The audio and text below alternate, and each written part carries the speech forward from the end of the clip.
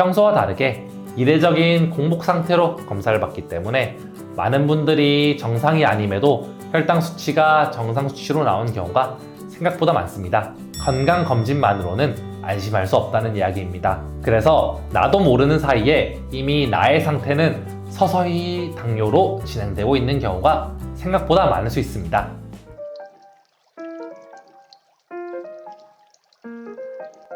안녕하세요. 한방에 이해가 되도록 핵심만 짚는 한방닥터 이동민입니다. 우리나라 성인 약 500만 명 이상이 당뇨 환자라는 사실 알고 계셨나요? 점점 서구화된 식사와 운동 부족, 음주, 흡연, 다양한 원인으로부터 남녀노소를 불문하고 당뇨 환자가 계속해서 늘어나고 있는데요. 그도 그럴 것이 우리나라에는 현재 약 500만 명의 당뇨병 환자가 있지만 당뇨 전 단계는 약 1,500만 명에 이르고 있습니다. 이 당뇨 전 단계에서는 명확한 전조 증상이 없어서 스스로 그 상태를 잘 모르는 경우가 많은데요. 특히 젊은 사람들 중에서도 당뇨 전 단계에 해당하는 분들이 많기 때문에 오늘 영상에서는 당뇨 전에 나타나는 증상들에 대해서 다뤄보도록 하겠습니다. 사소한 증상이지만 조금 더 신경을 쓰신다면 당뇨병을 예방하는 데 큰 도움이 될 겁니다. 당뇨 전 단계는 혈당 수치가 정상 범위보다는 높지만 아직 당뇨병 수치까지는 이르지 못한 상태를 말하는데요. 보통 당뇨병 전 단계는 공복 혈당이 100에서 125mg, 당화혈 색소는 5.7에서 6.4%에 해당한다면 이를 당뇨병 전 단계라고 합니다. 당뇨는 보통 건강검진을 통해서 많이 진단을 받으시잖아요. 그런데 아마 대부분 아실 거예요. 건강검진 전에는 무조건 굶게 되죠. 최소 8시간 이상 공복 상태를 유지하고 피를 뽑아서 검사를 하잖아요. 평소와 다르게 이례적인 공복 상태로 검사를 받기 때문에 많은 분들이 정상이 아님에도 혈당 수치가 정상 수치로 나온 경우가 생각보다 많습니다.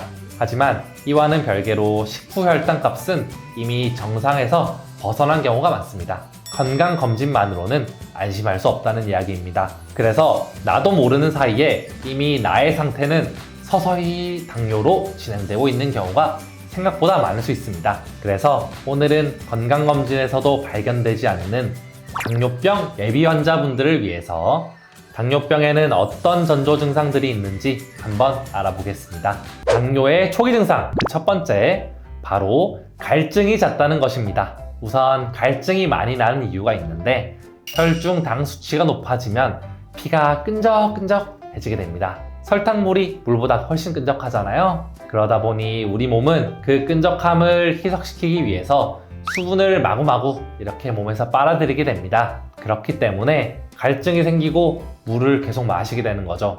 두 번째, 잦은 소변입니다. 요즘 들어 평소와 다르게 자주 화장실에 가고 있다면 이 역시 당뇨를 의심해 볼 수 있습니다. 당뇨 환자들의 경우 혈액 속 포도당 농도가 비정상적으로 높기 때문에 포도당이 소변에 섞여 배출되는데 이 포도당을 배출하기 위해서는 물의 양이 많이 필요합니다. 그래서 소변량이 저절로 늘어나게 됩니다. 특히 밤에 잠 못 자고 화장실에 자주 드나드시는 분들이라면 당뇨병의 초기 징후를 꼭 의심해 보셔야 합니다.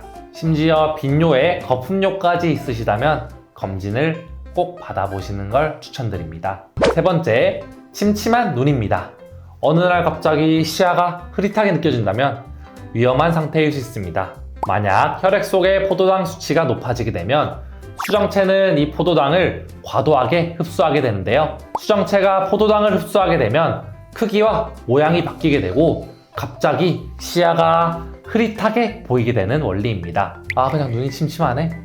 오메가3나 루테인 같은 눈 건강 영양제를 먹어볼까? 하고 넘기는 경우들이 있을 텐데요. 만약 이런 신호들을 가볍게 여기고 방치했다가는 실명까지도 이어질 수 있기 때문에 정말로 주의를 하셔야 합니다. 네 번째, 만성 피로입니다. 충분히 자는데 왜 자꾸 자도 졸리지?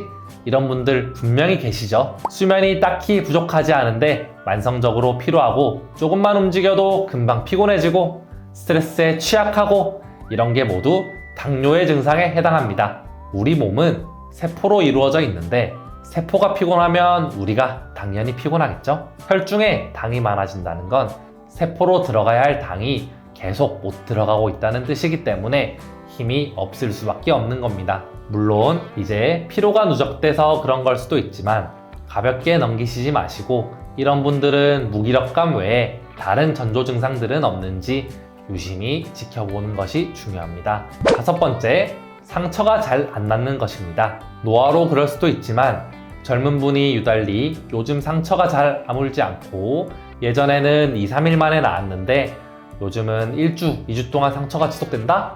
그럴 때는 당뇨로 인해서 그런 걸 수도 있습니다. 상처 회복이 더딘 이유는 간단히 말해 피가 끈적끈적해지다 보니 순환이 잘 안 돼서 그런 겁니다. 그래서 당 수치 조절이 잘 안 되시는 분들은 눈, 손, 발 등 말단부터 손상이 일어나게 되는데 당뇨발이라고 말하는 발가락 괴사나 손가락의 괴사가 당뇨병 환자들에게는 흔하게 발생이 되는 것이죠. 6번째, 배가 너무너무 고파집니다. 만약 자주 배가 고프고 먹어도 계속 먹고 싶고 허기가 지면 당뇨병을 의심해 볼 수 있습니다.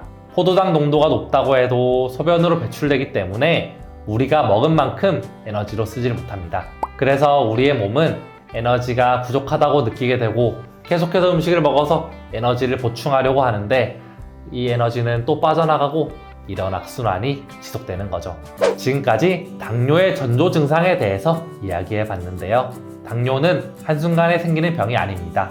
최소 5년에서 10년간의 생활 습관이 쌓여 생기는 병입니다. 특히 가족력이 있다고 하면 묻고 따지지도 말고 바로 건강한 식단과 생활 습관으로 관리를 해주시는 게 꼭 필요합니다. 오늘 말씀드렸던 증상들은 꼭 기억해 주세요. 오늘 준비한 건강정보는 여기까지고요. 앞으로 한방에 이해하실 수 있는 건강정보 더 열심히 가져와 보도록 하겠습니다. 오늘 영상이 도움이 되셨다면 구독, 좋아요, 그리고 알림 설정까지 눌러주시는 거 잊지 마세요. 감사합니다.